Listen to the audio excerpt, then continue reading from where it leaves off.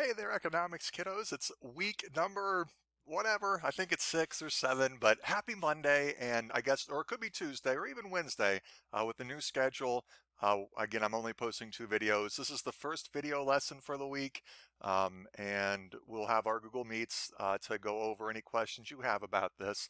What we are transitioning into in these last couple weeks of school for the 2019-2020 school year, we are transitioning into money, money, money, money. Everyone loves money. And so in particular, we're going to study what money is. We're going to look at that today. Our next lesson is going to be the role of the Federal Reserve and what it does to try to maintain the money supply in the United States of America. And then in the very last, we'll have 2 weeks where we're going to have a personal financial fitness lesson. And this is, if the conceptual, the conceptual theories of economics the last couple weeks have just been a little much for you, like in particular, the idea of putting a value on human life, sort of those sort of abstract ideas that, although they do have real world application, these next couple weeks should be really relevant. We're getting into the idea of you're going to be on your own pretty soon.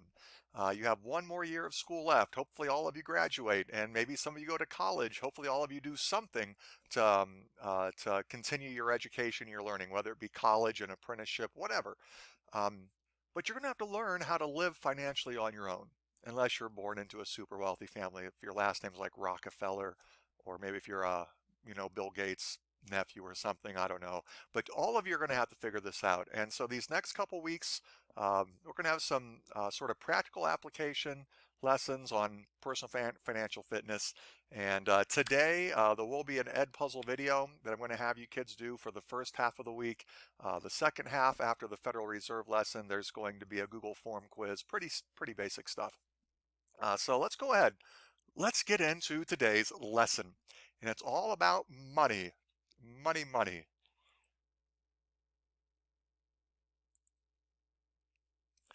So again, for these next couple weeks, we're going to be talking about money and banking and saving and personal financial fitness. Today in particular, we are talking about money, money, money. What is money? And have you really thought about it? Obviously, a lot of you kids, we all think about making money because you need money to get anything in this world. If you want to buy a car, if you want to buy a computer, if you want to buy a burger, you need to have money. Um, this right here is what we would call the United States dollar bill. We say that this is quote unquote paper money, although really this is not paper. This is actually a cloth, but that's neither here nor there. But this piece of paper is money. You can get it from a bank and you can take it places. And when you give people this piece of paper, so to speak, they'll give you something in exchange. They'll give you food. They'll give you cars. Well, you won't get a car for $1, but you'll get all sorts of goods and services if you have enough of these. Now here is another thing that I have created this year: court bucks. They're kind of like dollar bills for Room 106, and this is a picture of one court buck. So is this money? Is this an example of money right here? This little dollar bill that I have created, or it's not even a dollar bill, I should call it a court buck. If you had a choice, I said, you know what, I will give you 100 of these pieces of paper. You'll have 100 court bucks. Or, oops, I'll give you 100 of these pieces of paper. Which one would you prefer?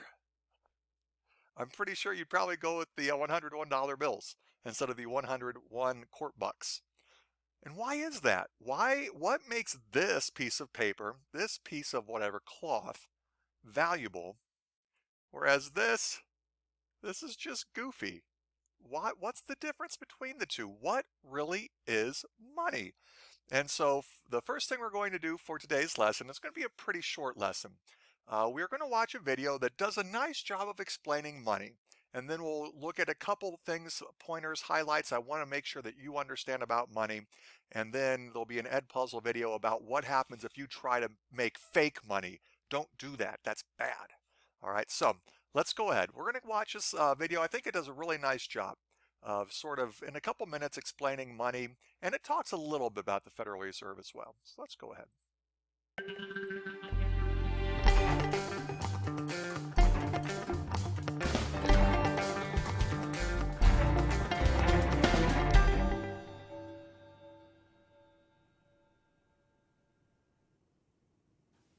What is money? Hmm. In previous videos, we've taken the ordinary meaning of money for granted.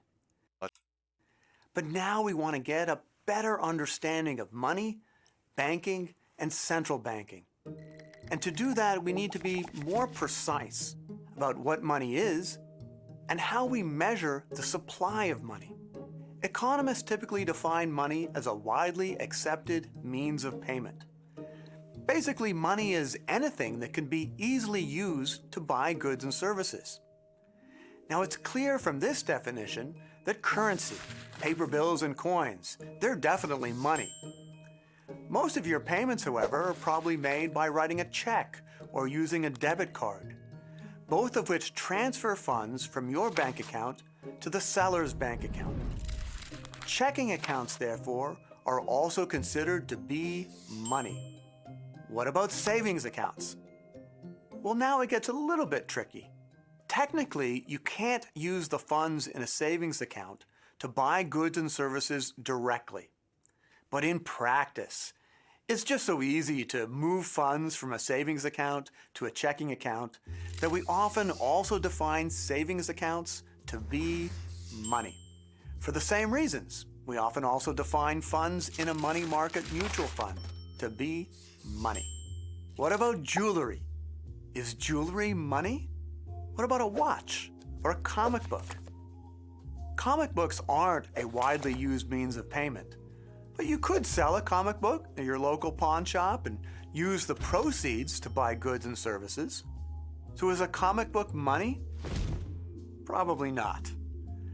Unlike moving funds from a savings account to a checking account, selling a comic book, it takes quite a bit of work, and you never know exactly how much you're going to get. So we don't consider comic books to be money. The basic idea then is this. We count as money any asset that's a widely used means of payment, or any asset that can be easily converted into a widely used means of payment with little loss in value. What is and isn't money, however, it's not written in stone. There could be judgment calls. As a result, economists have defined several different measures of the supply of money. The most important of these are the monetary base and the cleverly named M1 and M2. The monetary base is defined as currency plus reserve deposits, deposits held by banks and other institutions in their accounts at the central bank, the Federal Reserve. All right, so I'm going to cut the video short a little bit. It keeps going for a few more minutes, and it talks a little bit more about the Federal Reserve, which I'm reserving. I'm reserving the Federal Reserve for a second lesson. But I think that video does a nice job of explaining what money is and what it isn't. All right, and so what I'm going to do is hit a couple of the key points on that video. So money is essentially anything that is accepted in exchange for goods and services. So money can be anything that is accepted in exchange for goods and services. And through the years, um, a lot of different things have counted and been used for money. Gold has been used as money. Salt has been used as money. Tobacco has been used as money. Whiskey has been used as money. All sorts of different things have been sort of used as money. So anything can really be used as money. Essentially, as long as the buyer and seller agree that whatever is being accepted is valuable, it's going to be money.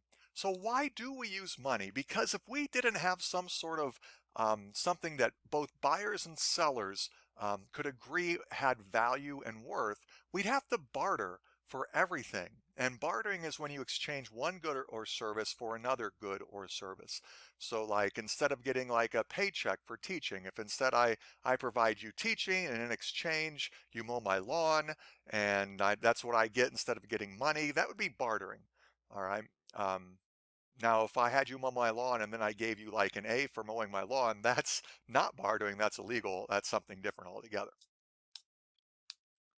So here are the functions of money. Here are the three things that money should be able to do in order for the economy to go well, because you can't have an economy based on bartering. All right, it just is not efficient.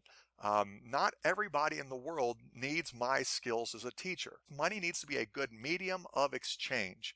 In other words, it's something that needs to be accepted as payment.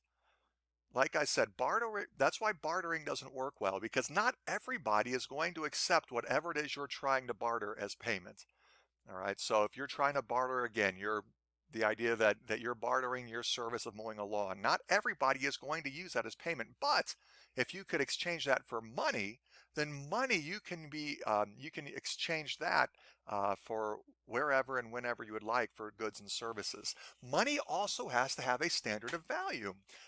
In other words, um, when you have a certain amount of money, people should be able to easily look at that and gauge how much money that is. So if you have a $100 bill, people know what a $100 bill is. They know it's 100 times more impressive than a $1 bill. They know it's 2 times bigger than a $50 bill, and they have a general idea what they can use that $100 bill for. All right, because there's a very standardized measure of value. And finally, money has to be a store of value, meaning it needs to be able to hold its value over time.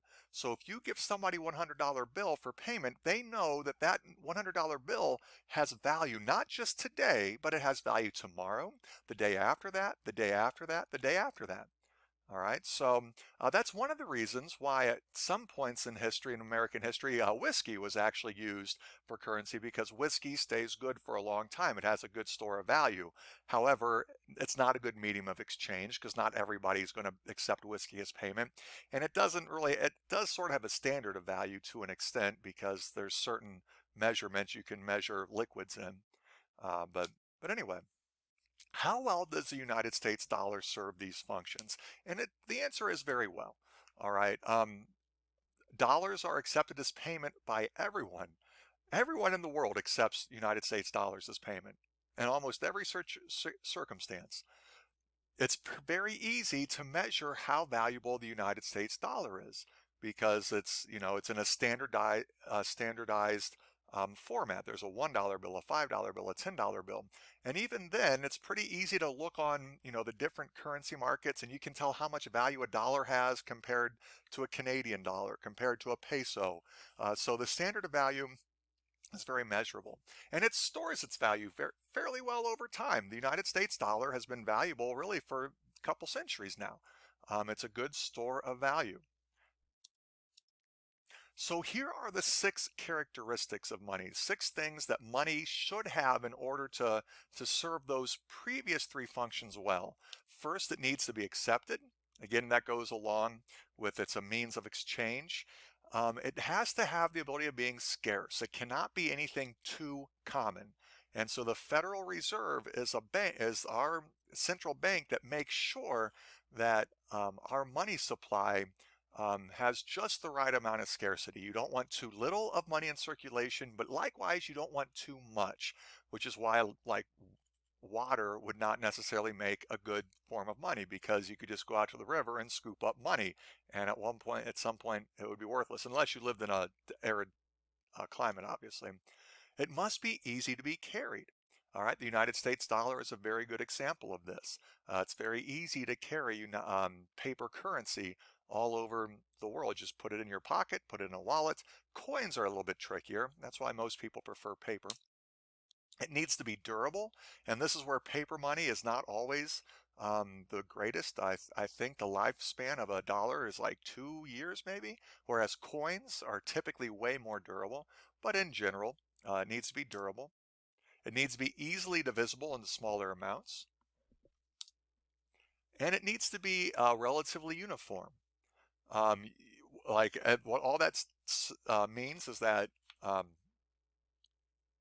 that it needs to be in increments that are pretty much identical. So, and in our U.S. dollar, it's very uniform. A dollar bill looks like a dollar bill looks like a dollar bill. There aren't different types of dollar bills out there in the United States economy. It's very uniform. So, and yes, I'd say the United States money fits all of these characteristics quite well.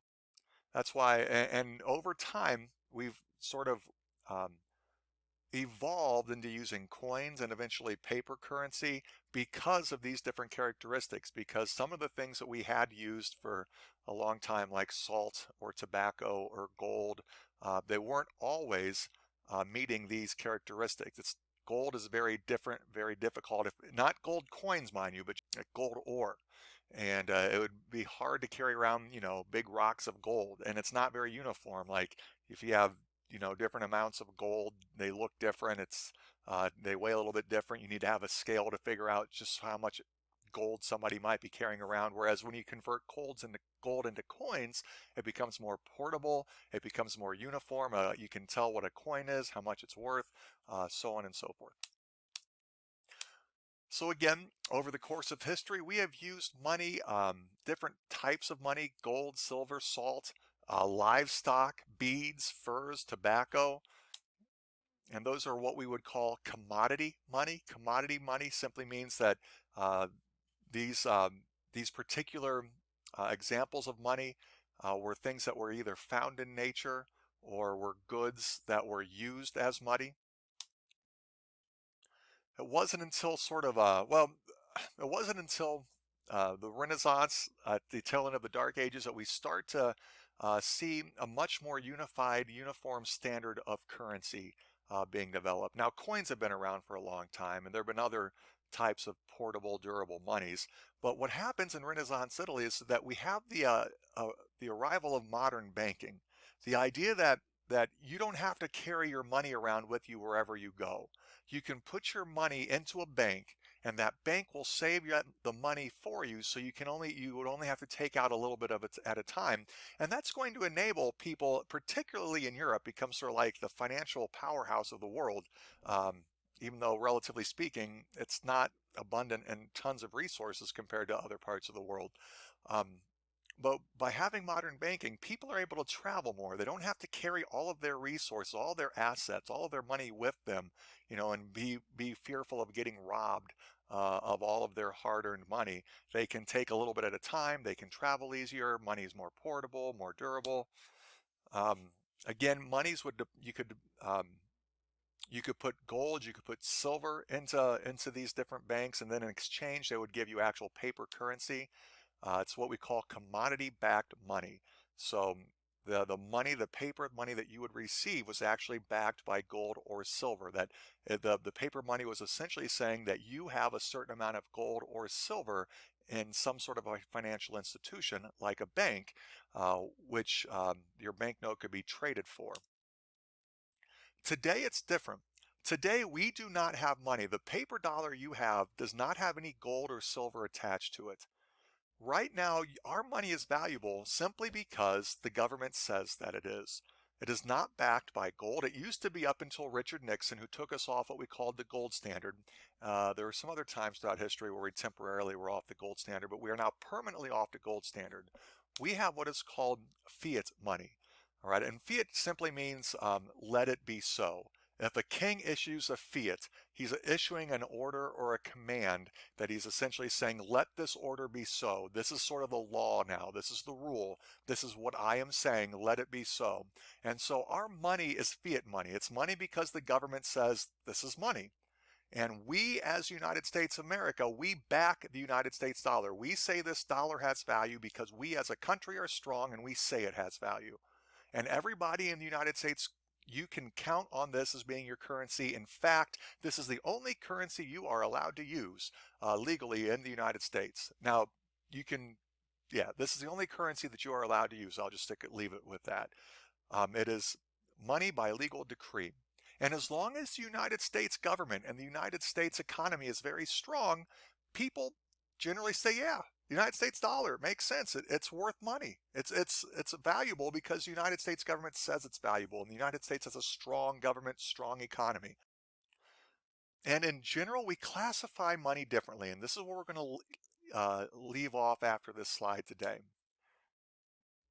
Money classification is based on liquidity. Liquidity is a weird word. When you say money is liquid, it's just a fancy way of saying how easily can money be exchanged for goods and services. So M1 money is what we would consider very, very liquid money, money that can be easily exchanged and turned into goods and services. So like cash is what we would consider M1 money, the most liquid, the most easily to be exchanged for goods and services. Checks, a checking account, very easy. You just write a check or you just swipe a debit card and boom, you've just gotten goods and services in exchange for your money. M2 money is what we sometimes call near money. It's a lot of what we would consider what are called financial assets, meaning meaning essentially a type of money, but it's not quite as easy to buy things with. So like savings accounts are a good example of M2 money. Technically, you cannot buy things through your savings account. But it's very easy to just transfer money from a savings account to a checking account and then buy things. We still consider savings account money. It's just not quite as easy to buy things with it. There's a couple steps or at least one step between taking the assets in your savings account and being able to buy things with them. And then there is an M3 category. We're not really going to worry about that. But essentially, M3 is essentially M1 money plus M2 money and then M3 money. It involves what we call large certificates of deposit.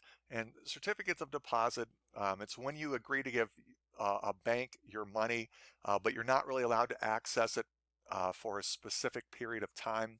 So banks are the financial intermediaries that we use to sort of maintain the modern money system that we have in our economy. And essentially, the banks do, in terms that we care about, two main things. You can deposit money in a bank that you can then use later to buy goods and services, or you can borrow money from a bank. So these are two very important things that banks serve. And when you put money in a bank, you typically have different types of options. You can just have what is called a checking account, checkable deposits. It's very liquid. You put money in a checking account, and anytime you want to pay for something, you can write a check. Or nowadays, you have what's called a debit card, where the money goes right from your checking account to whomever you're paying. So you can get a good or a service. And again, as a reminder, liquidity, it simply refers to how easily a financial asset can be converted into cash. In other words, how quickly you can buy something with your financial assets. And checking accounts are very liquid. They're essentially considered what we call M1 money. Savings accounts, M2 money. Um, Savings accounts are when you actually deposit money into a bank. You're not really supposed to pay directly from a savings account to buy things, but you're allowed to put money in a savings account for as long as you want.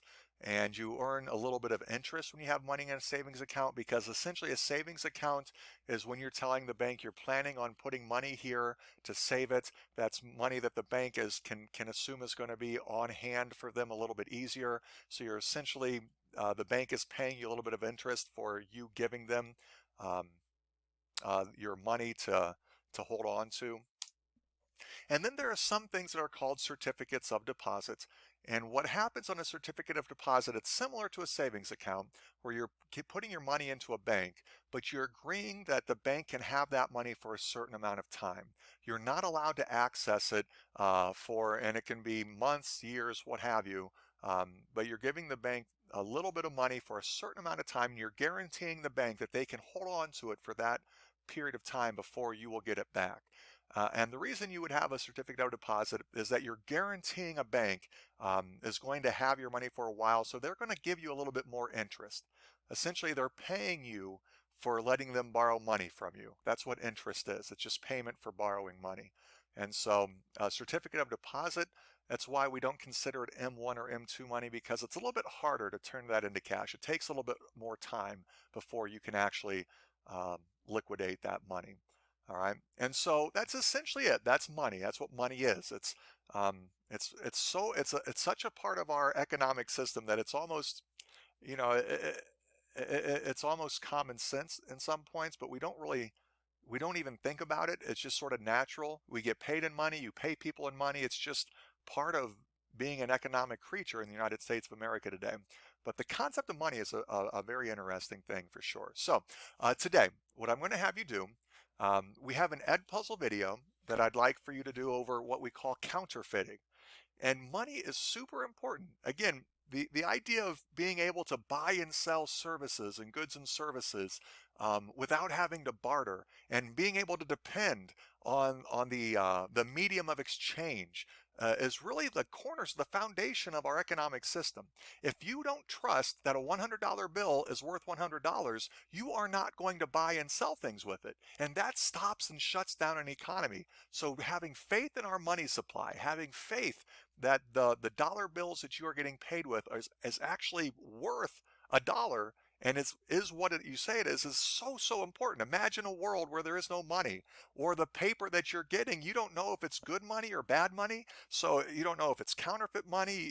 It's just paper, and you have to put in a lot of time to figure out the good money from the bad money. Imagine how hard it would be to have an economy like that if you were trying to run a business, or if you're trying to buy things. It would muck everything up. Uh, so.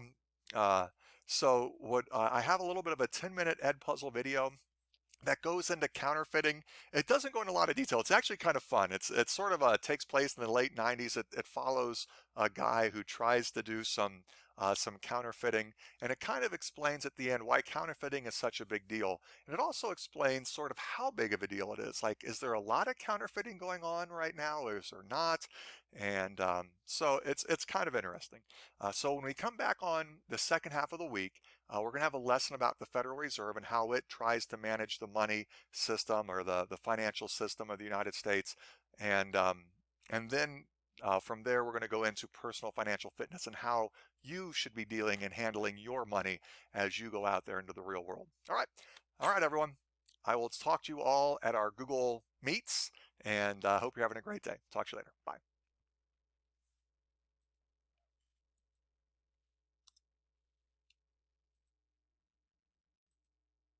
Maybe.